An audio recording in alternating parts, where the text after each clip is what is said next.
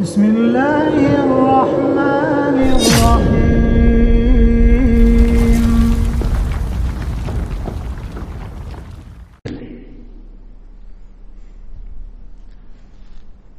Di dalam kitab Tarbiyatul Aulad fi Dhaw'il Kitab wa Sunnah yang ditulis oleh Syekh Abdul Salam As-Sulaiman hafizahullah, pada pertemuan sebelumnya kita sudah berada pada poin yang terakhir dari kiat-kiat yang hendaknya seorang orang tua amalkan, praktekkan agar bisa mendapatkan anak yang soleh dan solehah, yaitu poin yang ke-16, di mana penulis mengatakan tahsinul bait bil Qur'ani wal adhkari was sholati fih, melindungi rumah dengan bacaan Al-Quran. Jadi hendaknya di dalam rumah kita senantiasa membaca Al-Quranul Karim, wal azkar dan berzikir, was sholati fih dan solat padanya, yakni solat sunnah, bukan solat wajib tapi solat sunnah, karena semua solat afdalnya dilakukan di rumah illal maktubah, kecuali solat wajib, Nah, di antara hadis yang dibawakan oleh penulis yang sudah pernah kita bacakan, yaitu sabda Rasulullah sallallahu alaihi wasallam, la taj'alu buyutakum maqabir, inna syaitana yafirru minal baitil ladzi tuqra'u fihi suratul Baqarah. Janganlah kalian menjadikan Janganlah kalian menjadikan rumah-rumah kalian makabir, seperti kuburan, yakni tidak dipakai untuk baca Al-Quran, berzikir dan salat, sama seperti kuburan. Inna syaitana yafirru minal bait, karena syaitan akan lari dari rumah alladzi tuqra'u fihi suratul Baqarah, yang dibaca padanya surah Al-Baqarah. Dan ini adalah menunjukkan keutamaan membaca Al-Quran di dalam rumah, ya, secara khusus surah Al-Baqarah, yang dengannya syaitan akan lari. Nah, dan juga tentang zikir masuk rumah, di mana Rasulullah sallallahu alaihi wasallam mengatakan, idza dakhala ar-rajulu baitahu fa dzakarallaha 'inda dukhulihi wa 'inda ta'amih, apabila seseorang masuk ke dalam rumahnya lalu dia berzikir kepada Allah ketika dia masuk dan ketika hendak makan, qala syaitan, maka syaitan mengatakan, la mabita lakum wala asya'a, tidak ada tempat tidur untuk kalian malam ini dan tidak ada makan malam. Wa idza dakhala falam yadhkurillaha 'inda dukhulih qala syaitanu adraktumul mabit, tapi kalau seseorang itu masuk rumah kemudian tidak berzikir kepada Allah, bahkan dikatakan oleh Syekh Sulaiman Ar-Ruhaili, ya, masuk ke rumah sambil nyanyi, maka syaitan mendahului dia masuk rumah, ya, syaitan mendahului dia masuk rumah, sehingga syaitan berkata, adraktumul mabit, berkata kepada teman-temannya, malam ini kalian dapat tempat tidur, yakni kalian bisa bermalam di rumah ini. Wa idza lam yadhkurillaha 'inda ta'amihi, dan apabila tidak berzikir kepada Allah ketika hendak makan, qala, syaitan berkata, adraktumul mabita wal asya, kalian dapat tempat tidur malam ini, tempat menginap malam ini, dan sekaligus dapat makan malam. Ya, diriwayatkan oleh Imam Muslim. Ikhwana fillah jazakumullah. Kemudian kita masuk pada pembahasan berikutnya, at-tarbiyatu min sinnis sabi'ah ila rabi'ati asyarah. tarbiyah atau mendidik anak mulai dari umur 7 tahun sampai 14, ya. Nah, jadi kita sebagai orang tua harus punya perhatian pada perkembangan anak-anak kita, ya. Kapan mulai mereka itu harus kita ajari, ya. Di sini diterangkan ini dari umur 7 tahun. Dari umur 7 tahun sampai 14. Bukan berarti lewat dari 14 sudah tidak dididik lagi. Tapi ini adalah umur yang sangat bermanfaat bagi anak, ya, di umur 7 tahun sampai 14 tahun. Wa ba'da ayablugha at-tiflu sinna sabi'ah. Kata penulis Syekh Abdul Salam As-Sulaiman hafizahullah, setelah anak itu mencapai umur 7 tahun.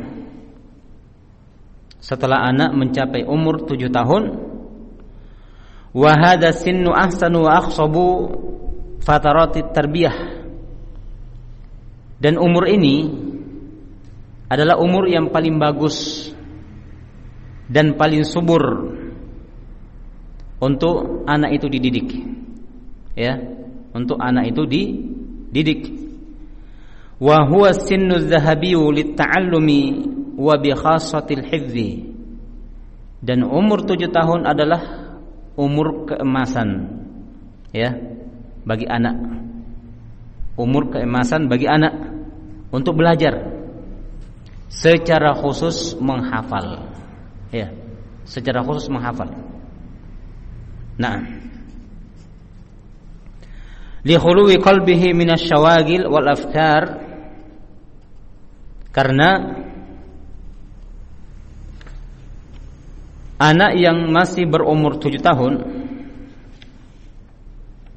itu masih kosong dari kesibukan-kesibukan dan pemikiran-pemikiran allati yufakkiru fihal murahiqun, yang biasanya difikirkan oleh orang yang sudah hampir balik. Kalau orang sudah hampir balik atau sudah balik itu kan pikirannya sudah macam-macam, ya. Sudah memikirkan lawan jenis, ya, sudah puber. Ini kalau umur 7 tahun belum mikirin yang seperti itu. Pikirannya belum ada yang seperti itu, belum tersibukkan. Sehingga itu adalah umur yang paling bagus untuk diajari, untuk ditarbiyah, untuk dididik secara khusus untuk menghafal. Nah, secara khusus untuk menghafal. Nah,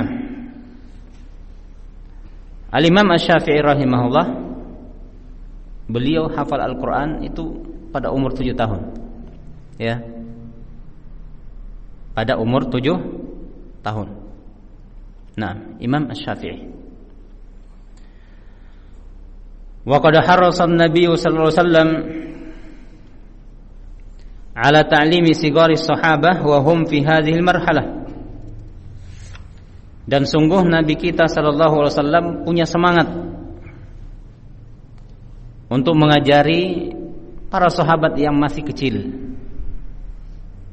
ya, padahal beliau adalah gurunya guru, ya kan, ustadznya ustadz, ya, ulamanya para ulama. Beliau sebagai rasul, sebagai nabi, tapi peduli dengan anak kecil, ya, mengajari anak-anak kecil dari kalangan sahabat. Wa hum fi hadhil marhalah, yaitu ketika mereka para sahabat berumur 7 tahun. Fa an Ibnu Abbas radhiyallahu anhuma qala kuntu radifan nabi sallallahu alaihi wasallam yawman faqala ya gulam inni uallimuka kalimat ihfazillaha yahfazka ihfazillaha tajidhu tujahak idza sa'alta fas'alillah wa idza ista'anta fasta'in billah wa'lam anna al-ummata law ijtama'at ala an yanfa'uka bi syai'in lam yanfa'uka illa bi syai'in qad katabahu Allahu lak wa in ijtama'u ala an yadurruka bi syai'in lam yadurruka illa bi syai'in qad katabahu Allahu 'alaik rufi'atil aqlam wa jaffatis suhuf. Dari Ibnu Abbas radhiyallahu anhuma. Ibnu Abbas yani Abdullah bin Al-Abbas radhiyallahu anhuma, sepupu satu kali Rasulullah sallallahu alaihi wasallam, yang beliau lahir pada tahun ke-10 kenabian, 3 tahun sebelum Rasulullah hijrah. Ini Ibnu Abbas. Jadi ketika Rasulullah hijrah, Ibnu Abbas umurnya baru 3 tahun. Ketika Rasulullah wafat, Ibnu Abbas umurnya baru 13 tahun. Ya, 13 tahun. Masih belia. Ya.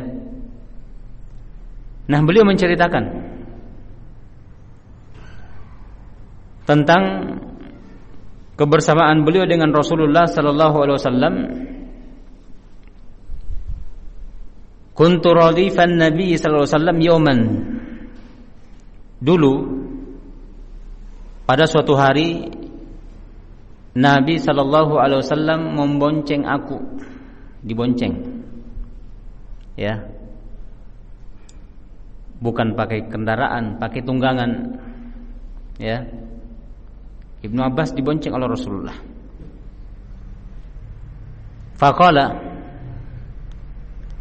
lalu Rasulullah berkata kepada Ibnu Abbas, "Ya gulam." Wahai gulam. Gulam itu adalah panggilan untuk anak yang sudah melewati umur mumayyiz, tamyiz, disebut gulam, dan belum balik. Ya, belum balik, namanya gulam. Wahai gulam, inni u'allimuka kalimat, sesungguhnya aku akan mengajari kamu beberapa kalimat. Ya, aku akan mengajari kamu beberapa kalimat. Nah, jadi ini diajarkan oleh Rasulullah kepada Ibnu Abbas ketika Ibnu Abbas masih gulam. Dan ini terekam dalam memori beliau, dihafal betul. Sehingga ketika dewasa barulah disampaikan. Kata Rasulullah, ihfazillaha yahfazka. Ini kalimat pertama. Jagalah olehmu Allah. Bagaimana cara menjaga Allah? Maksudnya di sini, jagalah batasan-batasan Allah. Ya. Jagalah hukum-hukum Allah. Jalankan perintahnya, jauhi larangannya. Ini makna dari ihfazillah, jagalah Allah. Jadi hendaknya kamu menjaga apa yang Allah perintahkan kepadamu. Dengan cara apa? Menjalankan. Dan menjaga larangan Allah, caranya bagaimana? Dijauhi dan ditinggalkan. Ya. Yahfazka, niscaya Allah akan menjagamu. Ini jaminan. Jadi kalau kita mau dijaga oleh Allah dari segala mara bahaya, perkara yang membahayakan kita, memudaratkan kita,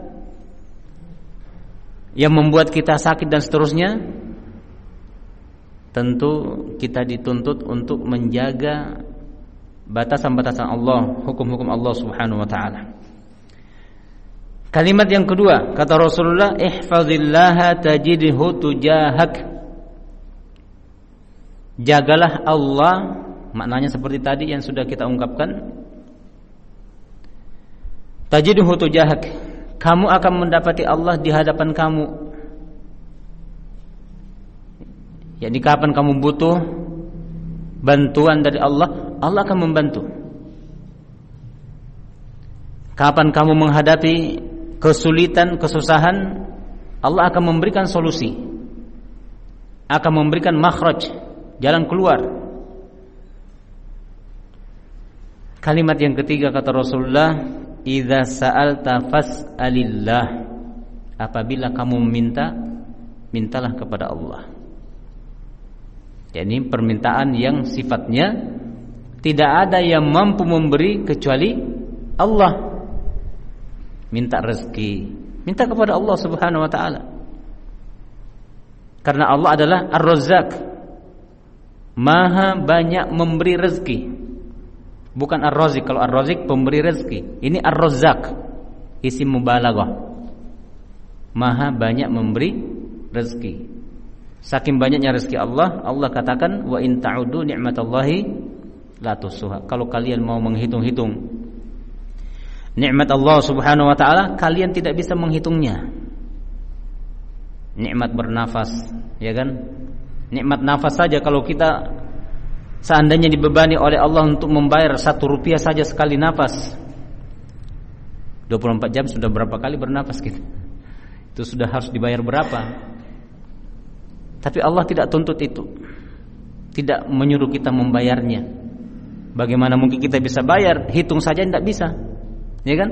Menghitung nafas saja tidak bisa, apalagi kalau dituntut untuk dibayar, tidak mungkin bisa. Allah ya hanya menuntut dari kita untuk mensyukurinya. Ya, mensyukuri Allah Subhanahu wa taala. Belum lagi nikmat yang lain, nikmat makan, nikmat minum, ya, nikmat kesehatan, nikmat tempat tinggal, kendaraan dan lain sebagainya. Ini semua adalah kenikmatan dari Allah Subhanahu wa taala yang hendaknya kita mensyukuri Allah kalau Allah memberikan kepada kita nikmat itu. Kalau seandainya kurang, minta kepada Allah Subhanahu wa taala. Ya, jangan minta kepada yang lain yang sifatnya tidak ada yang bisa memberi kecuali Allah Subhanahu wa taala. Kalimat yang keempat, kata Rasulullah kepada Ibnu Abbas, wa idza sta'anta fasta'in billah. Apabila kamu meminta pertolongan, mintalah pertolongan kepada Allah Subhanahu wa taala. Ya, meminta pertolongan agar dijauhkan dari mara bahaya, dari bala, dari wabah. Minta kepada Allah, jangan minta kepada dokter. Jangan minta kepada manusia. Dokter saja kadang-kadang kena wabah. Ya. Minta kepada zat yang mencipta wabah itu, yang mencipta penyakit itu. Nah, minta bantuan kepadanya. Dan ini pula yang senantiasa kita baca di dalam solat kita. Iyyaka na'budu wa iyyaka nasta'in. Ya Allah, hanya kepada Engkau kami menyembah dan hanya kepada Engkau kami meminta pertolongan. Jadi jangan minta pertolongan yang sifatnya pertolongan itu tidak ada yang sanggup memberikan kecuali Allah Subhanahu wa taala.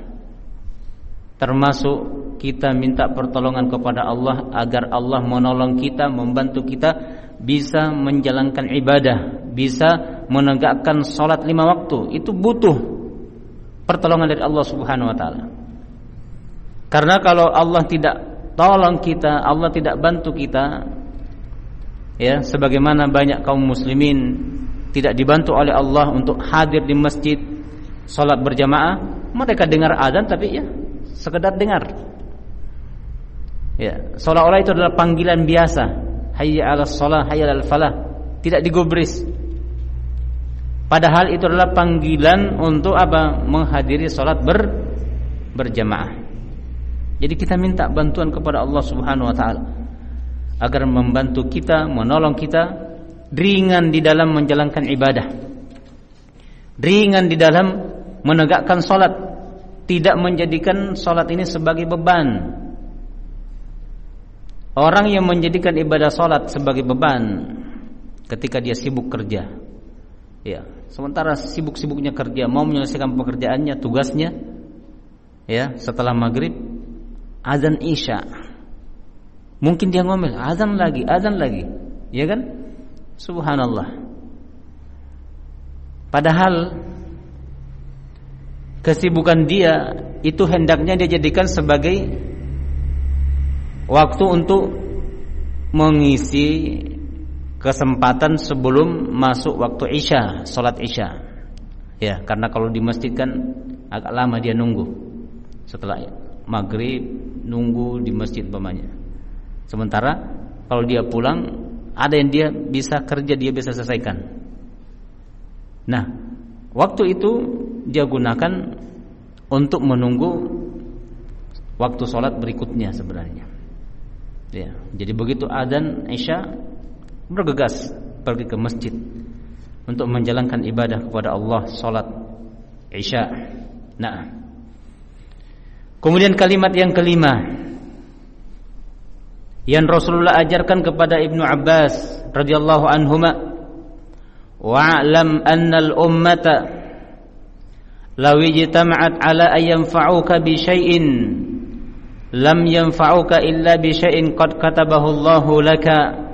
Ketahuilah, kata Rasulullah, ketahuilah, seandainya umat manusia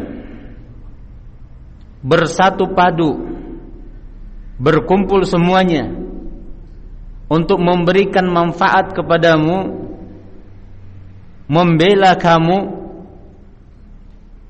lam yanfa'uka illa bi syai'in qad katabahu Allahu lak. Mereka tidak sanggup memberikan manfaat kepadamu dan membela kamu kecuali dengan sesuatu yang Allah sudah tetapkan untukmu. Ya, ini sesuatu yang Allah sudah takdirkan. Artinya manusia tidak punya kemampuan dan kesanggupan untuk memberikan manfaat kepada seseorang, membela seseorang kecuali dengan izin Allah Subhanahu wa taala. Kecuali dengan sesuatu yang Allah sudah tetapkan, yang Allah sudah takdirkan. Sudah tercatat di catatan takdir di Lauhul Mahfuz bahwa kamu akan mendapatkan manfaat. Bukan karena usaha manusia semata, bukan karena mereka bersatu padu, bukan karena mereka berkumpul, tapi karena Allah sudah tetapkan, sudah catat dalam catatan takdirmu, kamu akan mendapatkan manfaat. Nah, wa in itama'u ala ayyadurruka bi syai'in lam yadurruka illa bi syai'in qad katabahu Allahu 'alaik. Dan sebaliknya, kata Rasulullah, sekiranya manusia semuanya bersatu padu, berkumpul, ala ayadurruk, semua mereka ingin membahayakan kamu, ingin memudaratkan kamu, bahkan ingin membunuh kamu, lam yadurruk illa bi syai'in qad katabahu Allahu 'alaik. Mereka tidak sanggup memudaratkan kamu, mereka tidak sanggup membahayakan kamu, mereka tidak sanggup membunuh kamu kecuali dengan sesuatu yang Allah sudah tetapkan bagimu, kecuali sesuatu yang Allah sudah takdirkan, sudah catat dalam catatan takdirmu. Nah, rufi'atil aqlam, telah diangkat pena-pena yang menulis dan mencatat takdir. Ya, sudah diangkat pena itu. Artinya apa? Catatan takdir sudah ada, sehingga kejadian-kejadian yang akan terjadi pada seseorang itu sudah tercatat semuanya. Ya, si A pada tanggal sekian bulan sekian akan mendapatkan manfaat seperti ini. Si B pada tanggal sekian bulan sekian tahun sekian akan mendapatkan ya kemudaratan, akan mendapatkan musibah. Nah, ini semua sudah tercatat. Sudah tercatat. Karena itu Rasulullah SAW juga membimbing kita, kalau ada sesuatu yang menimpa kita berupa musibah, jangan kita berandai-andai. Ya.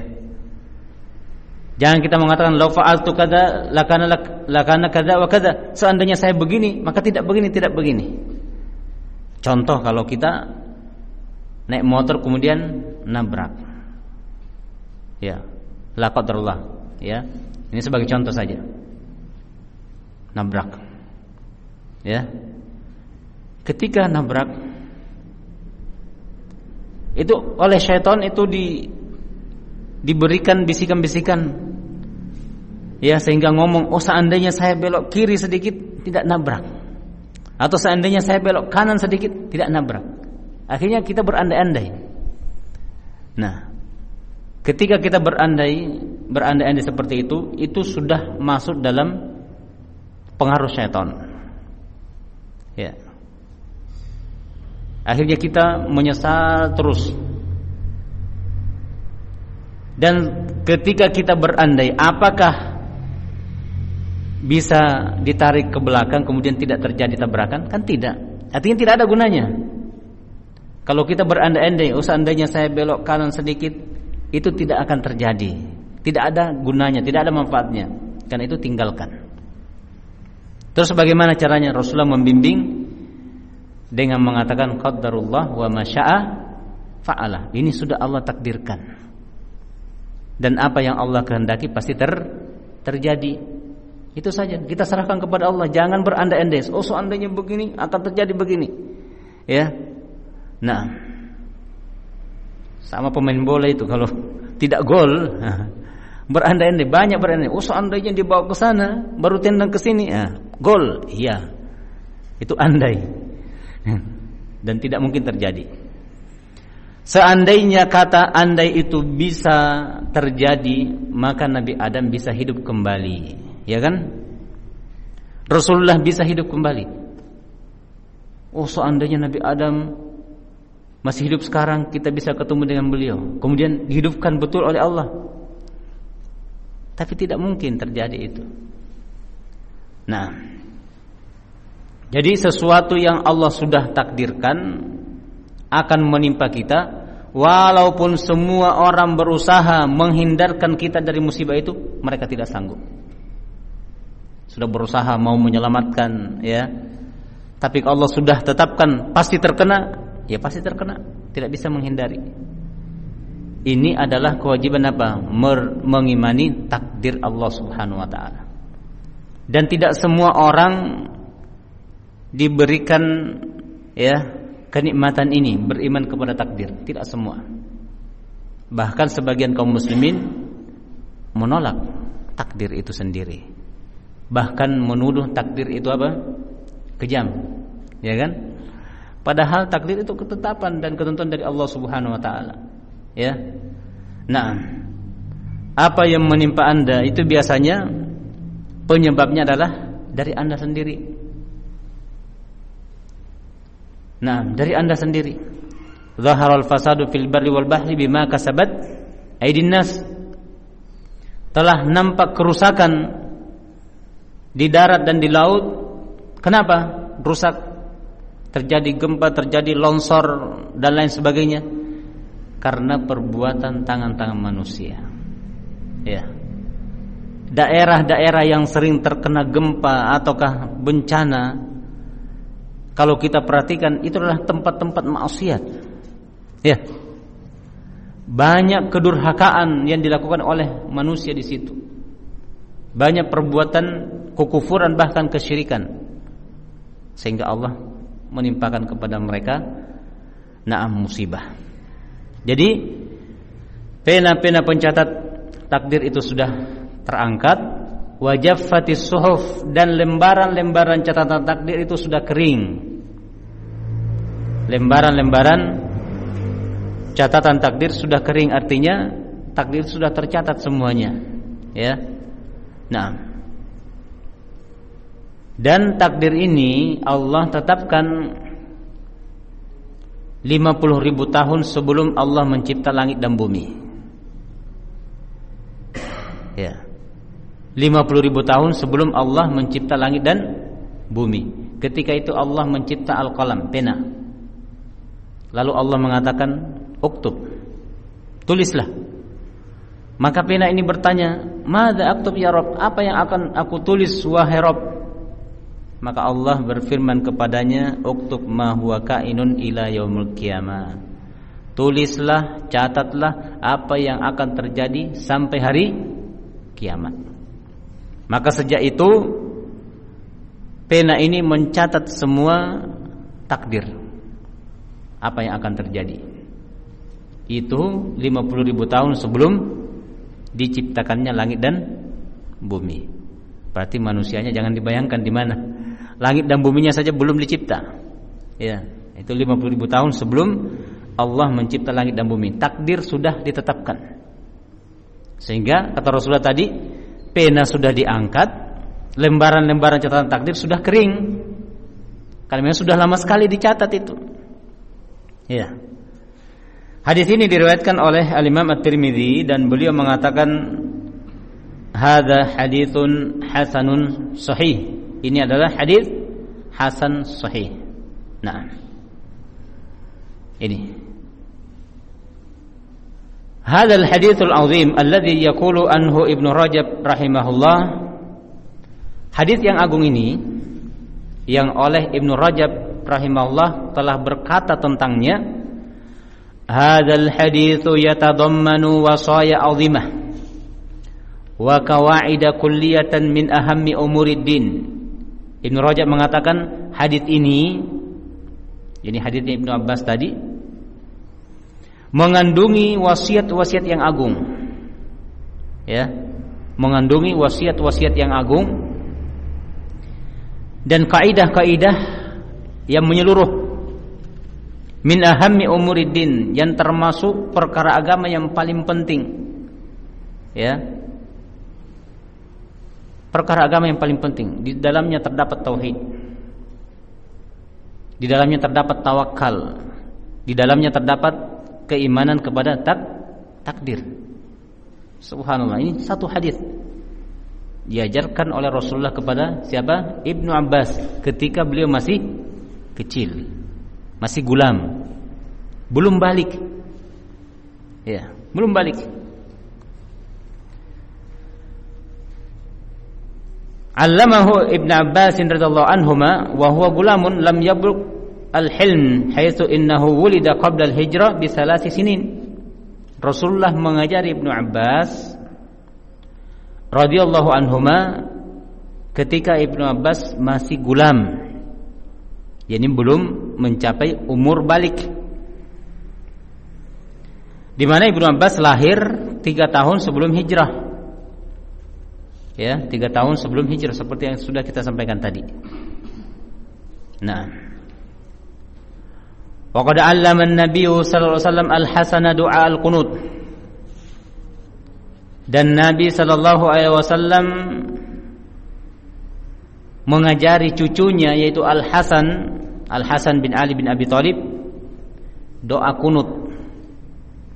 Ya, doa kunut. Fa'anhu radhiyallahu anhu qala, maka hadis ini dari Al-Hasan bin Ali bin Abi Thalib radhiyallahu anhu, beliau mengatakan, allamani Rasulullah sallallahu alaihi wasallam kalimatin aquluhunna fi qunutil witri. Allamani Rasulullah mengajari aku. Ya. Jadi luar biasa Rasulullah mengajari cucunya Al-Hasan bin Ali. Rasulullah mengajari aku beberapa kalimat.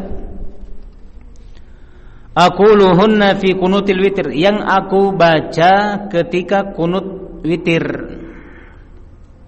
Ya, jadi ketika sholat witir, naam, kadang-kadang disunnahkan untuk kita kunut padanya. Ya, sholat witir. Sebagaimana yang Rasulullah ajarkan kepada Al-Hasan bin Ali bin Abi Thalib. Wa umruhu idzaka aqalla min 10 sinin, dan umur Al-Hasan ketika itu kurang dari 10 tahun. Kurang dari 10 tahun. Ya, tapi subhanallah, Al-Hasan apa yang diajarkan oleh Rasulullah kepadanya itu dihafal, diingat sampai besar, sampai dewasa.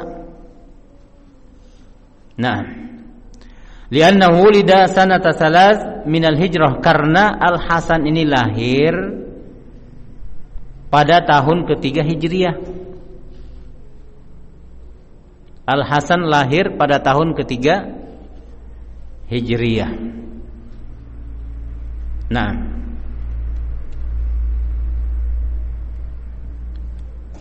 berarti beda 6 tahun dengan Ibnu Abbas. Ya. Karena Ibnu Abbas lahir 3 tahun sebelum hijrah. Al-Hasan bin Ali bin Abi Thalib lahir 3 tahun setelah hijrah. Ya, jadi beda 6 tahun. Nah, al-muhim yang menjadi syahid adalah Rasulullah mengajari mereka Ya, mengajari sepupu satu kalinya itu Ibnu Abbas mengajari cucunya di masa kecil. Ya. Antara umur 7 tahun sampai 14 tahun. Itu adalah umur keemasan. Umur paling bagus anak-anak dididik secara khusus menghafal, kuat hafalannya. Ya. Jadi memorinya itu belum terisi apa-apa, belum terkotori oleh pikiran-pikiran yang lain. Ya, sehingga hafalan itu cepat masuk. Beda kalau kita sudah dewasa, sudah besar, bahkan sudah tua, sudah berumur, kemudian menghafal itu sulit masuk. Banyak yang kita pikirkan, ya. Nah, baru menghafal satu ayat, datang lagi anak, "Abi, mau ini." Terhenti lagi. Iya kan? Nah, kemudian poin yang pertama yang beliau bawakan yang harus kita didik anak kita pada umur 7 tahun sampai 14 tahun tadi adalah as-shalah, salat. Ini yang pertama. Ya. Wa minal khutuwatil amaliyati allati yu'tana biha fi hadhihi al-marhalah ma hatha 'alaihi an-nabiy sallallahu alaihi wasallam minal amri bis-shalati. Termasuk langkah-langkah amaliyah yang harus dilakukan, yang harus diperhatikan dengannya pada tahapan ini ketika anak berumur 7 tahun dan seterusnya sampai 14. Mahatsa alaihi nabiyyu sallallahu alaihi wasallam, apa yang dianjurkan oleh Nabi alaihi salatu wasallam minal amri bis shalah, yaitu perintah untuk salat, menyuruh anak untuk salat. Haitsu qala, di mana beliau bersabda, muru abna'akum bis shalah wa hum abna'u sab'i. Perintahkanlah kepada anak-anak kalian agar mereka salat ketika mereka berumur 7 tahun. 7 tahun. Kadang-kadang orang tua cuek. Wah, enggak usah diajarin, enggak usah disuruh, nanti sadar sendiri. Akhirnya besar, sudah balik, tidak mau salat. Ya. Dan kalau sudah besar biasanya melawan, ya, melawan orang tua. Nah, karena berat baginya untuk salat. Kenapa? Tidak terbiasa dari kecil. Makanya dari kecil, umur 7 tahun sudah diperintah untuk salat. Wadribuhum 'alaiha wa hum abna'u 'ashar, dan pukullah mereka tatkala tidak mau salat ketika berumur 10 tahun. Jadi entama mi umur 10 tahun tena pa harus sambayang. Kullam itu ni cambuk. Pukulan mendidik, bukan pukulan membahayakan, memudaratkan sampai patah-patah. Ya, sapu. Nah, pukulan mendidik. Pukulan mendidik. Nah, sampai seperti ini pendidikan yang dicontohkan oleh Rasulullah atau yang diajarkan oleh Rasulullah. Untuk apa dilakukan ini semua? Ini agar supaya anak kita menjadi orang yang dekat dengan Allah Subhanahu wa taala, menjadi anak yang saleh dan soleha. Dari kecil terdidik beribadah kepada Allah. Nah, wa farriqu bainahum fil madhaji, dan pisahkanlah mereka pada apanya? Pada tempat tidurnya. Pisahkan yang laki-laki dengan yang perempuan ketika berumur 10 tahun. Anak perempuan ada kamarnya sendiri, anak laki-laki ada kamarnya sendiri. Dipisah. Nah, hadis ini diriwayatkan oleh Abu Daud dari hadis Abdullah bin Amr ibn al-As radhiyallahu anhuma. Fal wajibu 'alal murabbi ay ya'mura fi hadhihi sinni ibnahu bis shalah, maka yang wajib atas seorang murabbi, seorang pendidik, seorang ayah, agar menyuruh anaknya salat pada umur tersebut, umur 7 tahun. Ya, umur 7 tahun. Umur SD kelas 1 itu sudah diajari salat, disuruh untuk salat. Wa yuraghibuhu fiha, dan diberikan targhib, dorongan-dorongan. Ya, diberikan dorongan untuk melakukan ibadah salat. Wa yubayyin fadailaha, dan diterangkan keutamaan-keutamaan salat. Berarti abinya juga harus paham ya, keutamaan salat apa. Jangan sampai ayahnya sendiri tidak salat, dia suruh anaknya salat. Nah, salat. Bapak bagaimana? Oh nanti. Nah, jadi hendaknya dari orang tua dulu memperlihatkan, memberikan contoh. Ketika memberikan contoh, mengajak itu gampang. Karena yang namanya anak, apalagi anak 7 tahun itu ya pintar meniru, pintar mencontoh. Jika anak laki-laki mencontoh ayahnya, anak perempuan mencontoh ibunya. Nah, jadi diterangkan keutamaan-keutamaan salat, wa fawaidah, dan faidah-faidah salat, wa uqubata tarikiha, dan juga diterangkan akibat dan hukuman orang yang meninggalkan salat. Apalagi meninggalkan salat berjamaah di masjid bagi laki-laki di zaman Rasulullah, ya, mengancam para sahabat yang tidak ikut salat berjamaah. Rasulullah ingin membakar rumah-rumah mereka. Ya. Ingin membakar rumah-rumah mereka. Itu menunjukkan bahwa ya, salat 5 waktu itu wajib ditunaikan di masjid bagi kaum laki-laki. Nah, itulah kewajiban. Ya. Bukan sunnah tapi wajib. Nah, dari panggilan hayya 'alas shalah, hayya 'alal falah. Mari kalian melakukan ibadah salat. Panggilan. Jadi harus ya kita penuhi panggilan itu. Kita selesaikan ini tinggal sedikit. Fa idza tarabba 'ala hubbis shalah wa muraqabatillahi nasha'a tahiran taqiyan shalihan biiznillah.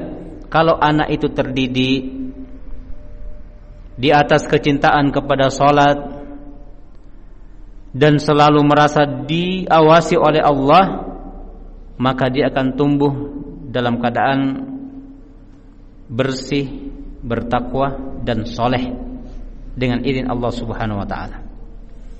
Lianna sholata tanha 'anil fahsya'i wal munkar, karena salat itu mencegah pelakunya dari perbuatan keji dan perbuatan mungkar. Orang yang sudah menegakkan salat, sudah tegak salat pada dirinya, salat inilah yang akan mencegah dia melakukan kemungkaran. Ya, salat ini yang mencegah dia melakukan perbuatan keji. Fa ihmaluha wat tasahulu fiha diya'un ayyuma diya'in. Menelantarkan salat, malas melakukan ibadah salat, ini adalah penyia-nyiaan yang sangat besar. Wala tarbiyata wala salaha ba'da idha'ati shalah, dan tidak ada pendidikan yang bermanfaat, tidak ada kemaslahatan yang akan didapatkan kalau seorang itu menyia-nyiakan salat. yakni patokan utamanya adalah salat. Kalau salat tidak beres, yakin yang lain juga tidak beres. Ya.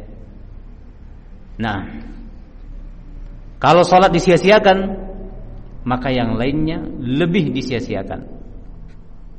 Nah, qala ta'ala, berfirman Allah Subhanahu wa taala dalam surah Thaha ayat 132, wa'mur ahlaka bis-sholati wastabir 'alaiha.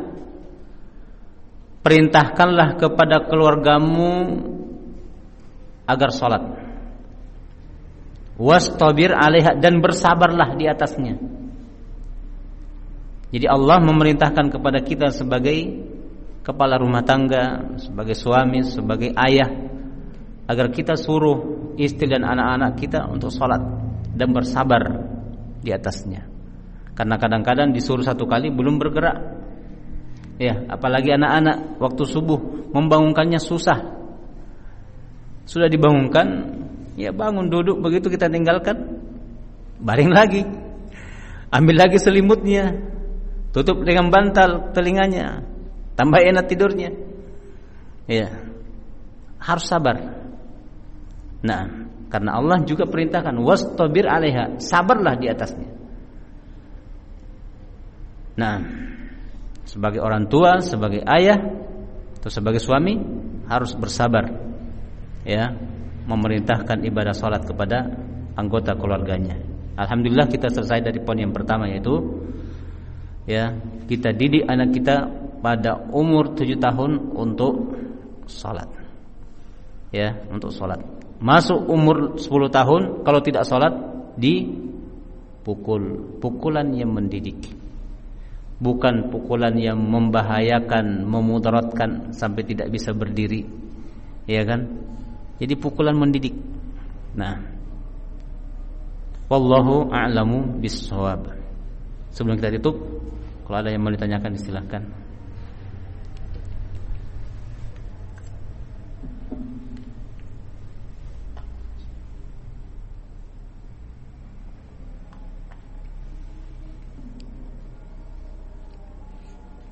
Ada pertanyaan, Pak Malik?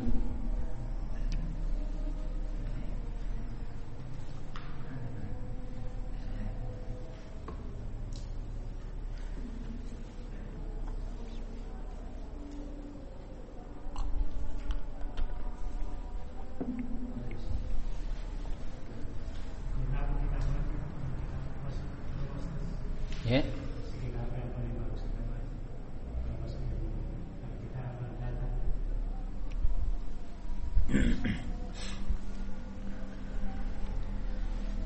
Ya, zikir termasuk zikir yang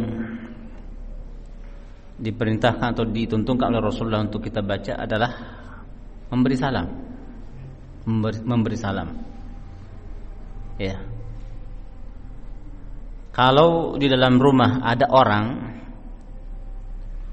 ya kita beri salam sebagaimana biasa. Assalamualaikum warahmatullahi wabarakatuh.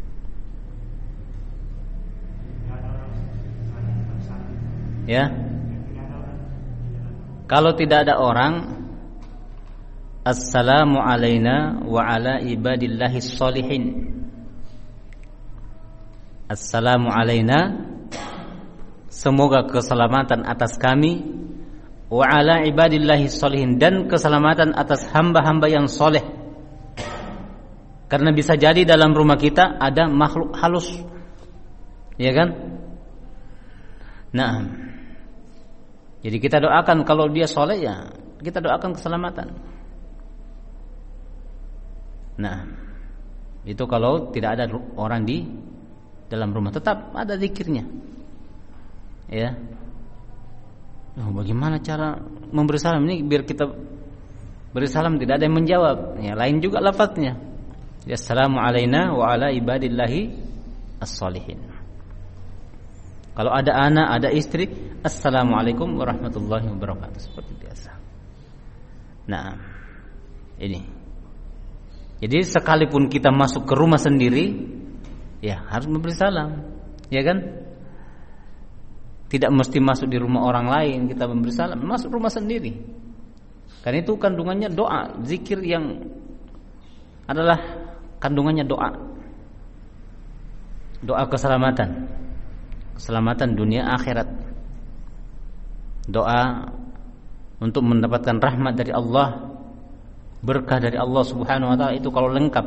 Assalamualaikum warahmatullahi wabarakatuh. Situ ada tiga kalimat. Ya. Jadi mendoakan keselamatan, mendoakan rahmah, dan mendoakan berkah. Nah, dan orang yang memberi salam seperti itu akan mendapatkan 30 pahala. Assalamualaikum 10 pahala. Kemudian assalamualaikum warahmatullahi 20 pahala. Assalamualaikum warahmatullahi wabarakatuh 30 pahala. Jadi yang namanya zikir itu untung besar karena dilipat gandakan pahalanya oleh Allah Subhanahu wa taala. Kita tidak akan rugi, ya. Kita tidak akan rugi. Nah, wallahu a'lam. Ini yang bisa kita jawab, mudah-mudahan memberi